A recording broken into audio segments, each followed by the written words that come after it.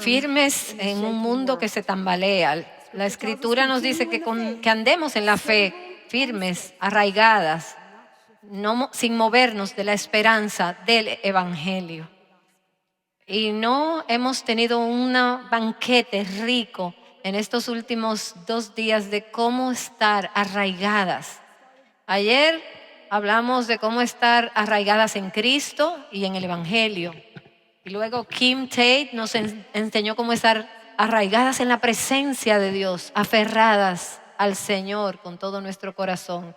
Y Dana nos habló de estar arraigadas en comunidad, con el pueblo de Dios. Si estás en Cristo, tú estás en el cuerpo de Cristo, eres una no solo con Cristo, sino también con todos los otros creyentes comprados con la sangre de Cristo. Y luego anoche Chris Brooks, el pastor, nos habló de estar arraigadas en la esperanza en medio de las pruebas. Y esta mañana el pastor Brooks otra vez nos llevó a través de un tiempo muy importante en estar arraigadas en la palabra y tener el tipo de corazón donde la palabra puede echar raíces y llevar fruto. Y eso es muy importante, porque si no tienes el tipo correcto de terreno, si es de seco, con piedras, con espinos, entonces la semilla plantada este fin de semana, las semillas que están plantadas en tu iglesia mañana, que serán plantadas, no van a enraizar, no van a producir fruto. No van a poder llevar fruto si tu corazón no es ese corazón suave, puro. Y Mary esta mañana nos habló acerca de estar arraigadas en el buen y precioso diseño de Dios. Y como si no hubiéramos ya llorado lo suficiente, tenemos todavía espacio para más lágrimas. Y tuvimos esta tarde a Susan, arraigadas en todas las estaciones, en todas las etapas de la vida, todo el camino hacia la meta final. Y cuando ahora cerremos en unos próximos minutos, nos vamos, regresamos a nuestras casas, a la misma familia, a la misma iglesia, al mismo trabajo, las mismas personas, los mismos problemas, los mismos retos. Y en lo que hemos estado aquí, el mundo no ha parado de temblar, de agitarse, todavía se está agitado. Así que la pregunta que tengo para nosotras es, ¿cómo podemos permanecer arraigadas? No mientras estamos aquí cantando con Shane and Shane y nuestros corazones llenos y nuestros corazones llorosos y escuchando este banquete de la palabra de Dios, sino cómo podemos permanecer arraigadas en donde vivimos normalmente. Y quiero pedirles que abran sus Biblias o que busquen en sus teléfonos 2 de Pedro, capítulo 1. Vamos a estacionarnos en ese capítulo por el tiempo que nos resta. Los primeros 11 versículos de este capítulo, este es un pasaje fundamental. Los principios en este pasaje te van a ayudar a permanecer arraigada y te van a ayudar a crecer luego que salgas de aquí en tu vida cristiana. De hecho, quiero que tomes estos 11 versículos y los leas quizás todos los días por el resto de este mes. Quizás hasta memorízalos. Una porción de este pasaje, quiero que te empapes de él, que estimules tu apetito y que pases tiempo concentrada en este pasaje en las semanas por venir. 2 de Pedro 1, versículo 1. Simón Pedro, siervo y apóstol de Jesucristo, a los que han recibido una fe como la nuestra, igualmente preciosa como la nuestra, mediante la justicia de nuestro Dios y Salvador Jesucristo. Ahora déjeme hacer una pausa aquí y repetir lo que Pedro dijo, pero quizás en mis propias palabras. Pedro está diciendo que la fe que nosotros hemos recibido por su divina gracia es igual a esa fe de los apóstoles. Quizás te sientas débil en tu fe, muy pobre, muy limitada en tu fe. Todos esos apóstoles eran grandes hombres de fe y luego estamos nosotros. No, pero Pedro está diciendo ahí que nosotros hemos recibido una fe igualmente preciosa que la de él, que la de ellos. No hay diferentes clases de creyentes. Yo no tengo nada en lo relativo a la fe que tú no tengas. Yo no he recibido más gracia ni más bondad de Dios o más justicia de Cristo o más fe de lo que tú has recibido. Si tú estás en Cristo, tú has recibido una fe igual la que todo creyente ha recibido. Así que Pedro dice que la gracia y la paz les sean multiplicadas a ustedes en el conocimiento de Dios y de Jesús nuestro Señor. Ahora, esa palabra conocimiento es clave en segunda de Pedro. Si lees todo el libro vas a encontrarlas de diferentes formas, como unas 16 veces. ¿Tú quieres más gracia? ¿Tú quieres más paz en tu vida? Porque dice gracia y paz te sean multiplicadas. ¿Quieres paz multiplicada, gracia multiplicada? ¿Cuál es la clave? El conocimiento de Dios, conocer a Dios. Mientras más profundo y más grande tu conocimiento de Él, más gracia y más paz tendrás. Si fallas en conocer a Dios, no vas a tener gracia y paz. De hecho, yo creo que el fallar en conocer a Dios está en el centro de todo problema que tenemos en nuestras vidas, en nuestra cultura y en nuestras vidas, en nuestra cultura. Y contrariamente, conocer a Dios es la clave para toda bendición de Dios en nuestras vidas. Entonces, ¿qué significa conocer a Dios? Tiene que ver con tener un conocimiento íntimo, experimental, conocer de primera mano. No solamente conocer acerca de Él, sino conocerlo a Él personalmente. La palabra que se usa no es un conocimiento casual o superficial de una persona distante o un pariente lejano. No, es una unidad, es una unión con el objeto de tu conocimiento. Esta palabra se usa también en la Escritura para referirse a la intimidad sexual. Por eso el matrimonio la intención del matrimonio es reflejar esa unión que tenemos en Cristo. La unión entre un hombre y una mujer, reflejar la unión de Cristo y estar en unión con Cristo. Conocer a Dios, esa es la fuente de gracia y paz que sean multiplicadas en nuestras vidas. Ahora, si yo fuera tú y escucho ese versículo, yo quiero más gracia, yo quiero más paz, entonces hay que conocer a Dios. Y yo quiero que cuando salgamos hoy de aquí, tú tengas un deseo ardiente de conocer a Dios. Quiero más que el anhelo, quiero mi mayor anhelo, que sea conocer a Dios. Y al movernos al versículo 3 y adelante, Pedro entonces quiere animar a estos creyentes de su responsabilidad en la vida cristiana. Pero entonces él no comienza con sus responsabilidades. Él no comienza con lo que debemos hacer para permanecer arraigadas.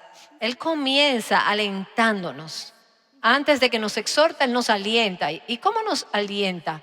Él nos alienta con lo que Dios ya ha hecho por nosotros.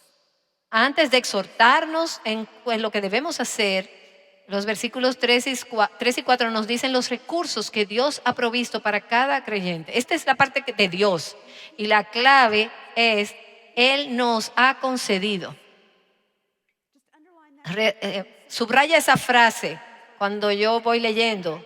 Pues su divino poder nos ha concedido todo cuanto concierne a la vida y a la piedad, mediante el verdadero conocimiento de aquel que nos llamó por su gloria y excelencia. Por ellas, Él nos ha concedido sus preciosas y maravillosas promesas, a fin de que ustedes lleguen a ser partícipes de la naturaleza divina, habiendo escapado de la corrupción que hay en el mundo por causa de los malos deseos.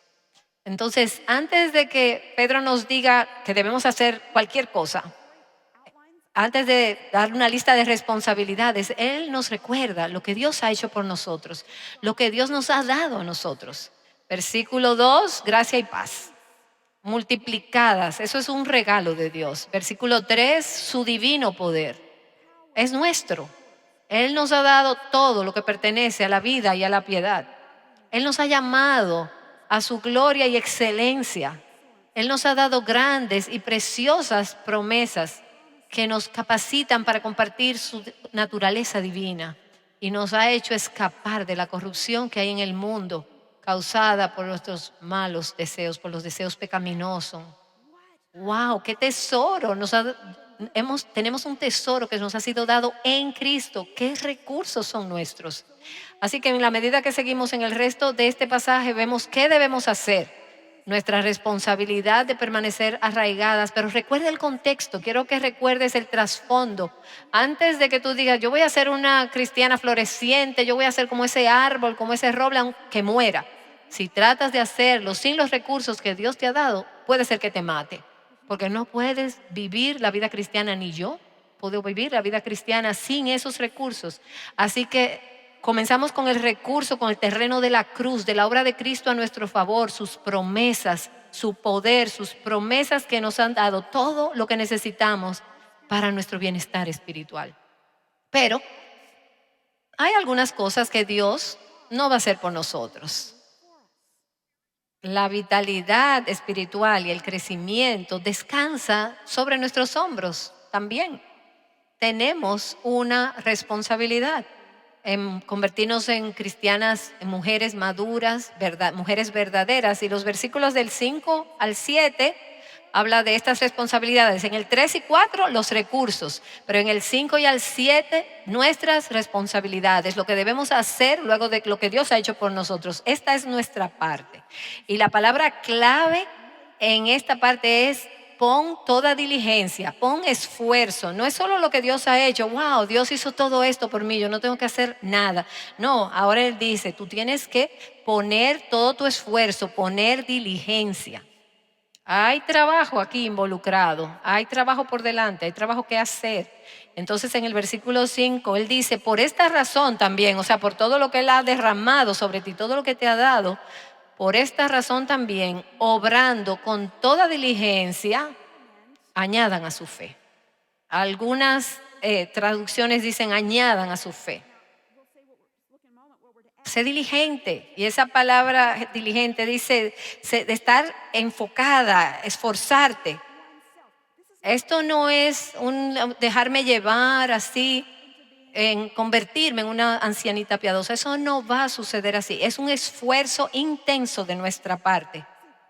Yo recuerdo cuando yo era una niña, yo decía, yo no puedo esperar ya madurar en mi vida cristiana y ser mayor, porque la vida cristiana se va a convertir en tan fácil. Yo no sé qué me hacía pensar en eso, pero déjame decirte que no es cierto, porque ahora que soy una mujer mayor, me doy cuenta de que todavía hay presiones, tentaciones, retos, todavía toma mucho esfuerzo.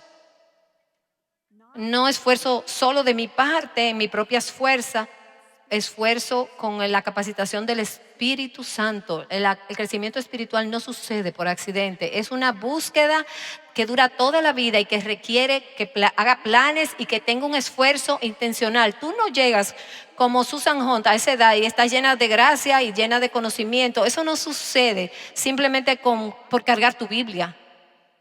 Esos son años y años zambullida, permeada en la palabra de Dios, un esfuerzo.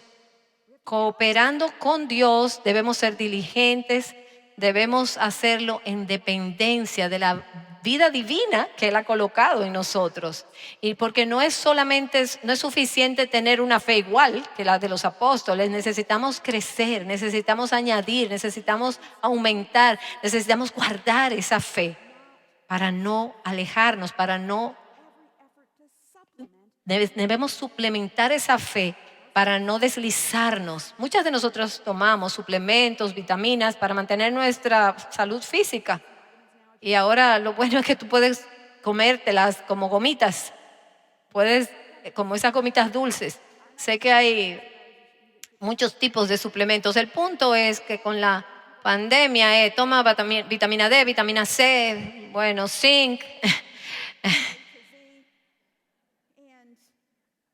El punto es que tomamos nuestros suplementos, pero 2 de Pedro 1 nos da 7 suplementos que van a suplementar tu fe, que te van a ayudar a mantenerte arraigada y mantener tu salud espiritual. ¿Quieres saber cuáles son esos?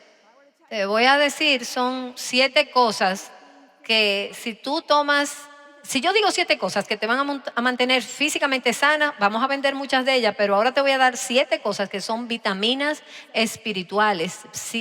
Versículo 5, por esta razón también, obrando con toda diligencia, suplementa tu fe, añade a tu fe. ¿Cuáles son? Primero, bondad o virtud.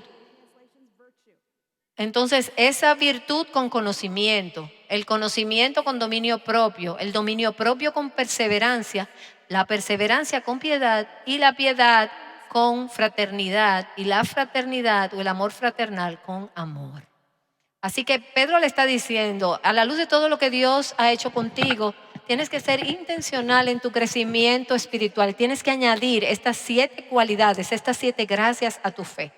Ahora vamos a comenzar con la fe, fe en Cristo, fe en el Evangelio. Esto es fundamental.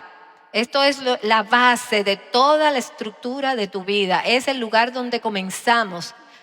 No puedes seguir añadiendo todos estos suplementos si no comienzas con la fe, que es la base, el fundamento. Pero la fe en Cristo, la fe en el Evangelio es solo el principio, es la base, el fundamento. Tú tienes que edificar sobre eso, tú tienes que edificar la casa sobre esa estructura. Debes añadir a tu fe. Pon todo esfuerzo. Así que cada una de estas 7 cualidades se basa en la anterior. Por eso que dice, suplementa tu fe con bondad, con virtud, y la virtud con conocimiento, y el conocimiento con dominio propio. Es como un edificio, tú no puedes construir el último piso si no sigues piso por piso, y tampoco puedes construir los pisos bajos si no tienes la zapata, el fundamento. Entonces vamos a explorar estas 7 gracias que Pedro dice que debemos añadir a nuestra fe.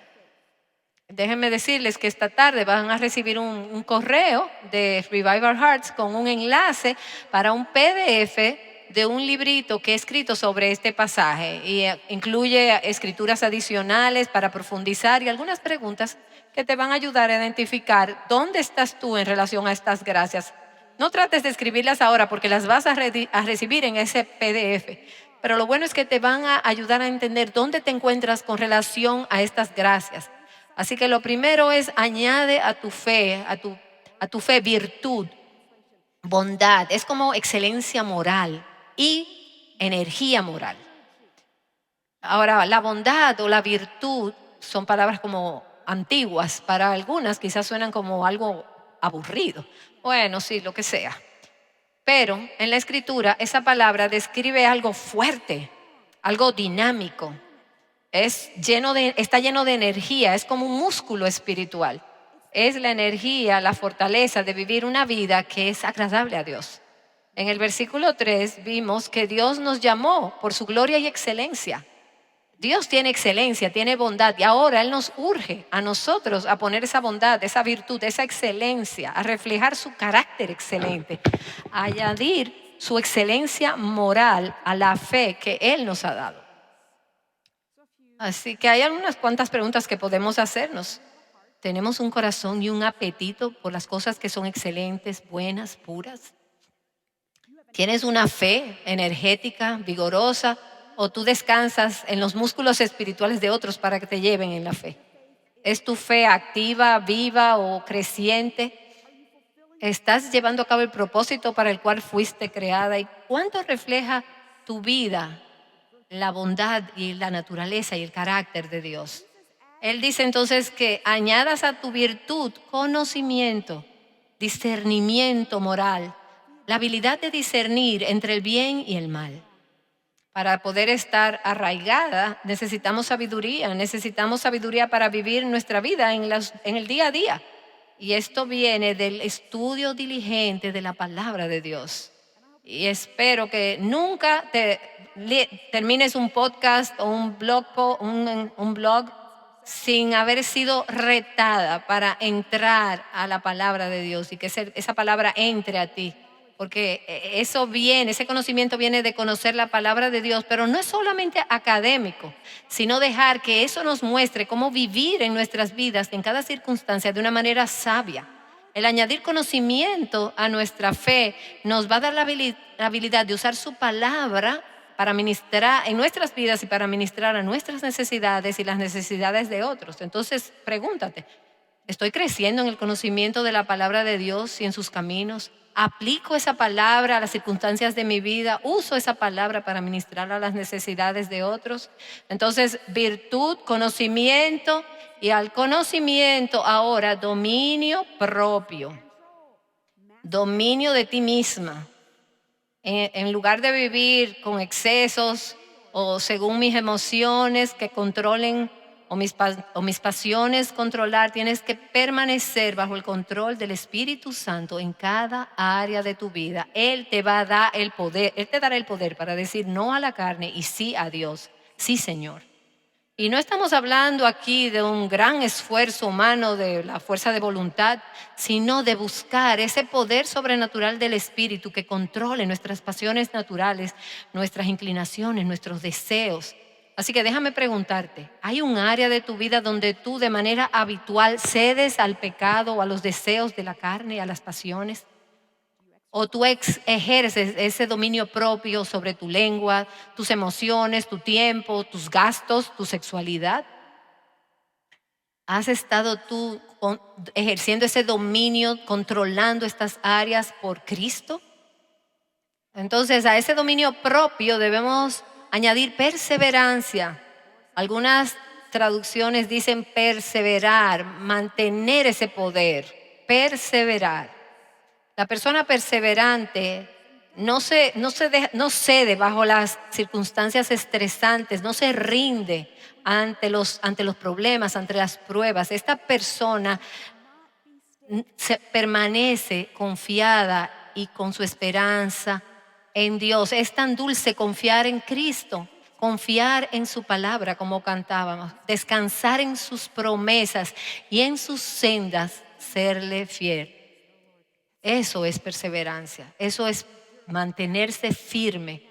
Una de las formas en que desarrollamos esa perseverancia es a través de las pruebas. Esa firmeza no es simplemente sobrevivir pacientemente a través de nuestras dificultades, sino de una manera activa, responder y vencer a través de ellas con fe y con gozo, con gratitud.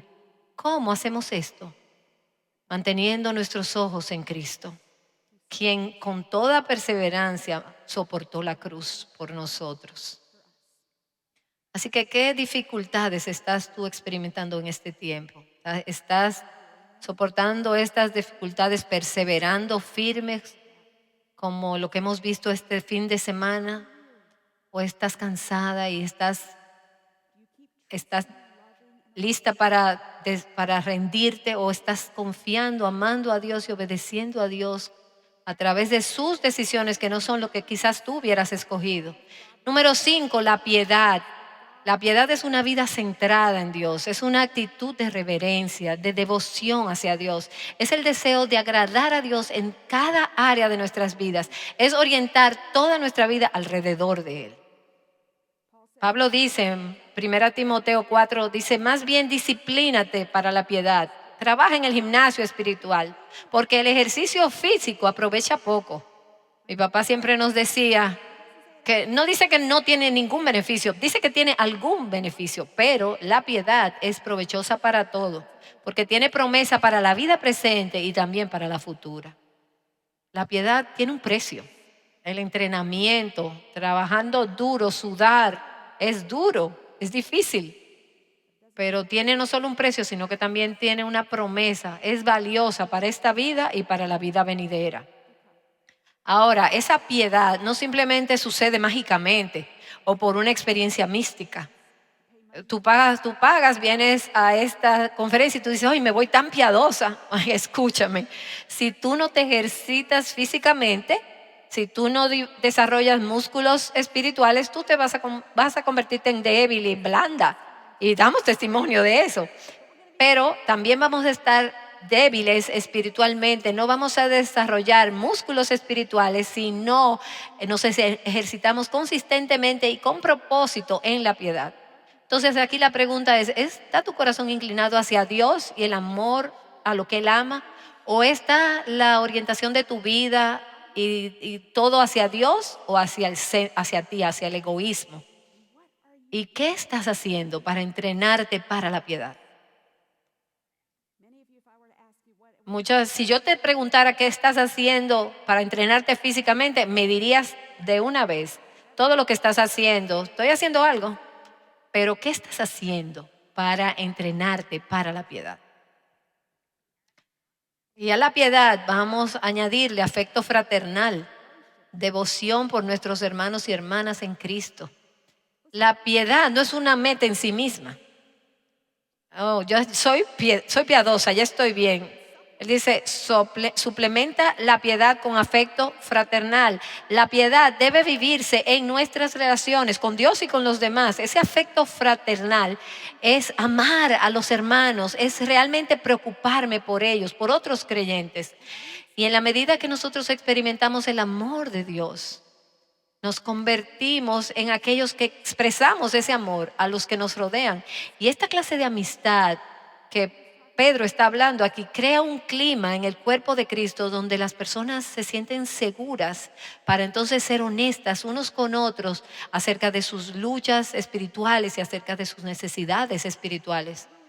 Yo realmente creo que si hubiera verdaderas amistades entre hermanos y hermanas, entre creyentes, también hubiera mayor victoria sobre el pecado. Nos necesitamos unos a otros. Así que no esperes a que otros te muestren el amor fraternal. Da tú ese amor, ese tipo de preocupación y de amistad a otros.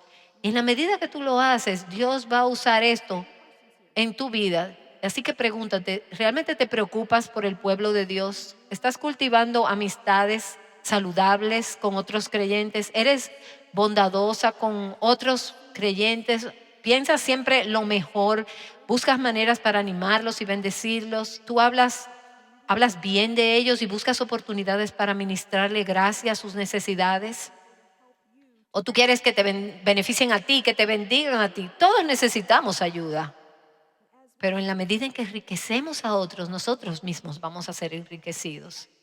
Y finalmente, ¿cuál es el último piso? Luego de la fe, luego de ese amor fraternal, tenemos el amor. Ese amor sacrificial que no es egoísta por Dios y por los demás.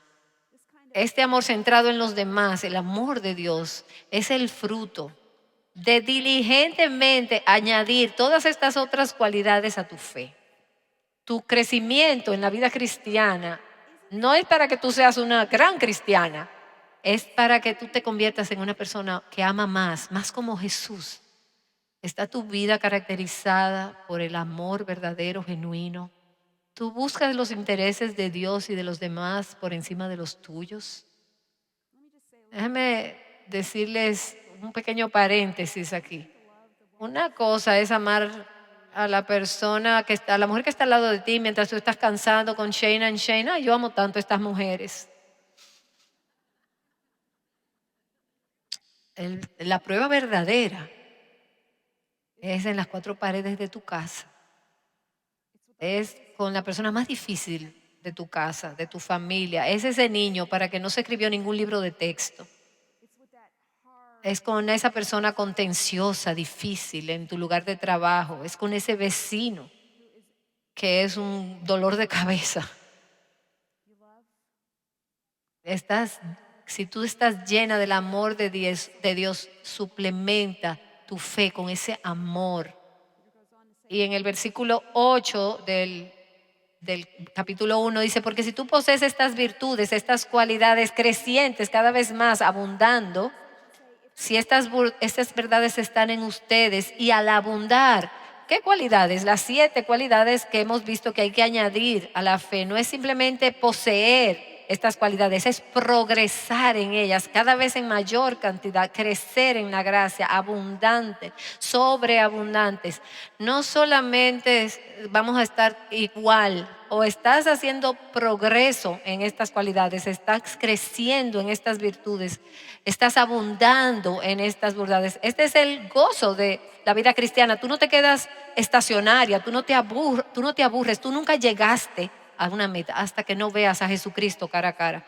Entonces en estos ya versículos del 8 al 11, Pedro nos dice la motivación, ¿por qué debemos ser intencionales en estas cualidades? Él nos dice los beneficios y las bendiciones que vamos a experimentar si progresamos en estas virtudes, pero también habla de las consecuencias que vamos a experimentar si no estamos creciendo en estas cualidades. Versículo 8, pues estas virtudes al estar en ustedes y al abundar, y me encanta lo que dice, no los dejarán ociosos.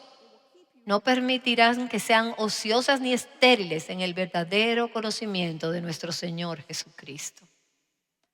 Si estás creciendo en estas cualidades, añadiendo a tu fe, haciendo todo esfuerzo, poniendo diligencia, tú vas a ser fructífera espiritualmente.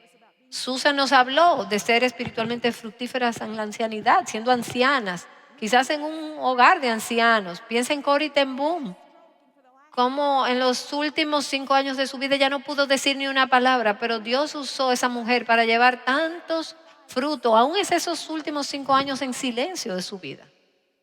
Tú puedes llevar fruto en cada situación, en cada etapa. Si estás creciendo espiritualmente, si estás diligentemente añadiendo a tu fe, tu vida va a ser útil y llena de fruto. Pero si no, vas a ser inefectiva y no vas a llevar fruto.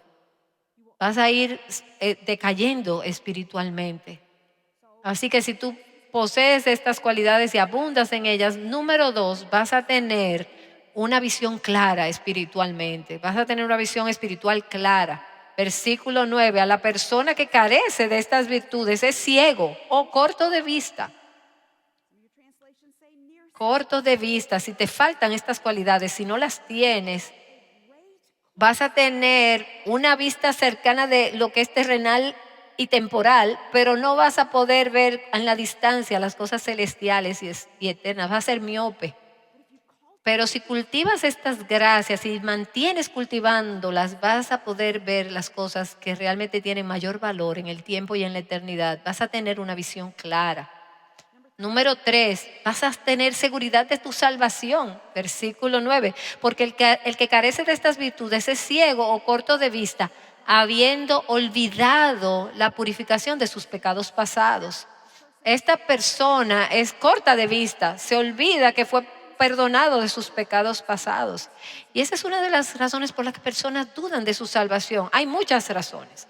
Muchas personas dudan de su salvación porque no son salvas, nunca han tenido salvación, nunca han confiado en Cristo, nunca se han arrepentido, no han sido plantadas en Cristo. Pero muchas veces personas que realmente están en Cristo, pero no están siendo intencionales en crecer en su fe, no tienen estas virtudes, se les olvida que han sido limpiadas, purificadas de sus pecados pasados. Ahora, eso no quiere decir que no has sido limpiada de tus pecados pasados, pero si no tienes estas cualidades, tú vas a tener dudas del perdón de Dios. Pero si estás progresando en estas gracias, por el contrario, puedes estar segura de que de hecho eres una hija de Dios. Versículo 10, así que, hermanos, hermanas, sean cada vez más diligentes para hacer firme su llamado y elección de parte de Dios, porque mientras hagan estas cosas, nunca caerán. Algunas de sus traducciones dicen, nunca tropezarán, nunca caerán. Y aquí tenemos un cuarto beneficio. No caerás jamás. Número 3, vas a tener seguridad de salvación. Número 4, nunca vas a caer, no vas a caer, nunca caerán. Qué promesa tan increíble. Cada vez que alguien cae en error doctrinal o en un pecado pecaminoso en su vida, puedes estar segura, es porque no han estado diligentemente cultivando su fe, buscando ese crecimiento espiritual activamente todo el tiempo. Nunca estás de vacaciones espiritualmente, buscando ese crecimiento espiritual que te va a proteger de las falsas doctrinas y de vivir de una manera equivocada. Ahora, eso no quiere decir que tú nunca vas a pecar, pero sí dice que vas a perseverar hasta el final, sostenida, agarrada a esto por su gracia. No quiere decir que no vas a ser tentada, que no vas a pecar, pero no vas a tener su ayuda. Sí, nunca vas a caer de estas cosas, pues de esta manera, un beneficio más, le será concedida ampliamente la entrada al reino eterno de nuestro Señor y Salvador Jesucristo.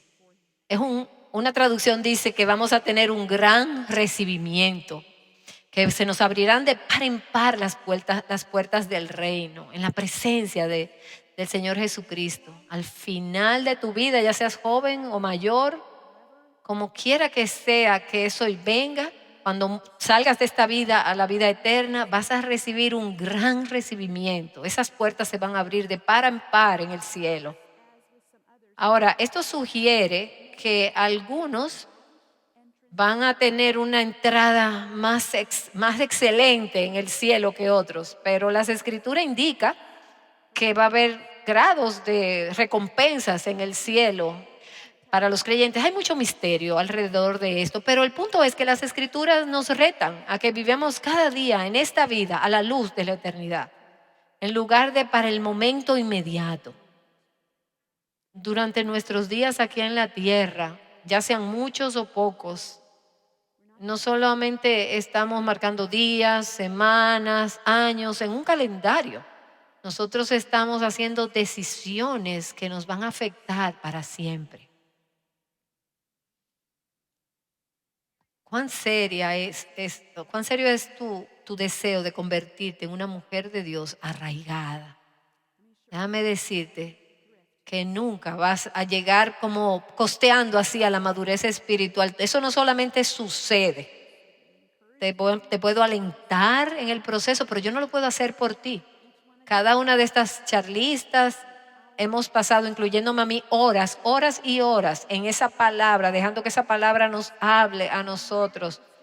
Nosotras somos las más enriquecidas como fruto de ese ejercicio, de ese labor de amor. Luchamos por ustedes y lo hemos hecho, pero yo ahora te estoy llamando a ti a remangarte esas mangas y luchar tú también, en el buen sentido de la palabra, hacer el trabajo duro, el trabajo de parto, si lo pudiéramos llamar, de esa creciente relación con Cristo, porque eso no simplemente va a suceder, eso hay que ser diligente, porque si no estás creciendo, Pedro está diciendo, de hecho, vete al capítulo 3, al versículo 17, mira la advertencia, por tanto, amados, estén en guardia. Y vemos esa misma frase en Colosenses, manténganse en guardia, tengan cuidado, que no sean arrastrados por el error de hombres libertinos y caigan de su firmeza. Ahora, Pedro no le está diciendo, no es que ustedes nunca van a caer, pero sino que tengan cuidado, estén en guardia, no sea que caigan, pero crezcan en la gracia y en el conocimiento de nuestro Señor y Salvador Jesucristo. Si no estás creciendo, vas a ser alejada, te vas a alejar, vas a perder tu terreno firme espiritual y vas a caer. Y no solamente tu vida va a ser dañada, sino que la vida de aquellos alrededor de ti van a ser también impactadas porque te vieron diciendo que tú eras cristiana y que amabas al Señor y ahora te vieron alejarte del Señor. Eso ya es horrible.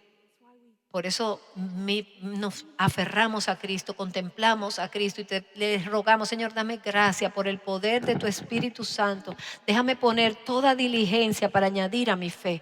Tenemos que seguir creciendo en la gracia y en el conocimiento de Cristo y nunca bajar la guardia. ¿Por cuánto tiempo? ¿Hasta que cumplamos 80 años? No, hasta que lleguemos a estar con Cristo.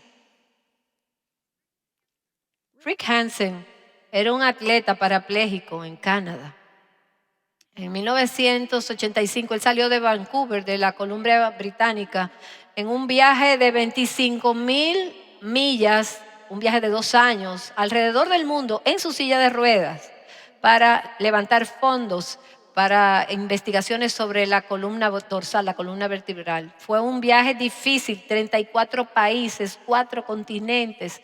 Él enfrentó toda clase de climas extremos, calor, lluvias, nevadas, tormentas de viento, fue a través de desiertos, bosques, montañas, milla después tras milla, un cansancio increíble. Su cuerpo cansado, desgastado. Finalmente, en 23 de mayo de 1987, él regresó a Vancouver. Y mientras todavía estaba millas fuera de la ciudad, las personas comenzaron a reunirse a ambos lados de la carretera para darle la bienvenida. Y en la medida en que él se acercaba a la ciudad, la multitud crecía y había miles y miles de personas aplaudiendo, animando, le tiraban flores. Y Rick llevaba su silla de ruedas en una última colina bien empinada que lo llevaba hacia el estadio, donde finalmente su viaje de 2 años, de 25,000 millas, iba a terminar. Un viaje en una silla de ruedas, Mark Buchanan describe esta escena en su libro Cosas que no se ven así. Él decía, había una multitud de 60,000 personas, dignatarios nacionales e internacionales, estrellas de rock, estrellas de cine, equipos de televisión, familiares, amigos, aquellos que con suerte consiguieron entradas. Esperaban dentro con una gran anticipación. Y a medida que Rick se acercaba al estadio, se hacía imposible moverse por la multitud de personas en la calle. Había helicópteros que sobrevolaban, carros de policía y motocicletas flanqueaban a ambos lados y había otros atletas en sillas de ruedas que se unieron a él. Venían detrás de él como una legión en sus carruajes. Y mientras Rick se acercaba, él podía escuchar, aún por encima del ruido de la multitud a su alrededor, él podía oír el rugir de las voces que venían de adentro del estadio. Pero ni eso lo preparó para lo que sucedería después. Rick Hanson entró al estadio y él avanzó a través de las puertas y se deslizó hasta el centro del estadio. Y 60,000 personas enloquecieron. Saltaban, bailaban, sonaban bocinas, aplaudían, gritos de bienvenida y triunfo. Un ruido que ensordecía, que abría los oídos de los sordos y levantaba a los muertos. Y cada vez que parecía ir disminuyendo, venía un viento fresco y volvía y lo levantaba y lo hacía cada vez más fuerte, más brillante. Una gran nube de testigos.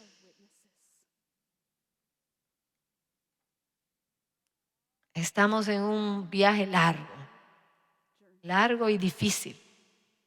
Vivimos en un mundo que está agitado, tambaleándose. Así que quiero hacerte un llamado a ti, apelarte. Sé diligente. Crece en la gracia y en el conocimiento de Jesucristo, de nuestro Señor y Salvador Jesucristo.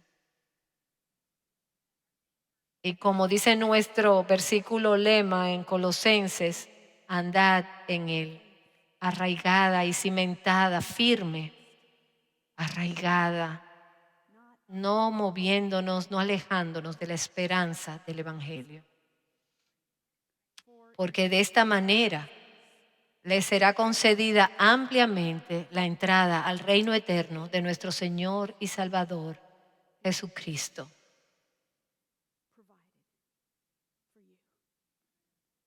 Oh Señor, cómo anhelamos que esa bienvenida, esa amplia entrada a la presencia de nuestro Señor Jesucristo. Él es la piedra angular de nuestras vidas. Nuestra fe, nuestra esperanza está en Él. Llevamos nuestra justicia, solo su justicia, Señor. Y es a través de tu gracia y del poder de tu Espíritu Santo que nosotros salimos de este lugar para perseverar, para seguir adelante, para mantenernos arraigadas en la esperanza que ha sido tan ricamente dada a nosotras. Y un día podamos escuchar esas palabras de aliento y de ánimo, no alabándonos a nosotros, sino alabando y exaltando al que está sentado en el trono, que vive por siempre y para siempre, a quien pertenece toda la gloria, todo el dominio, todo el poder y toda la gloria por siempre y para siempre. Amén.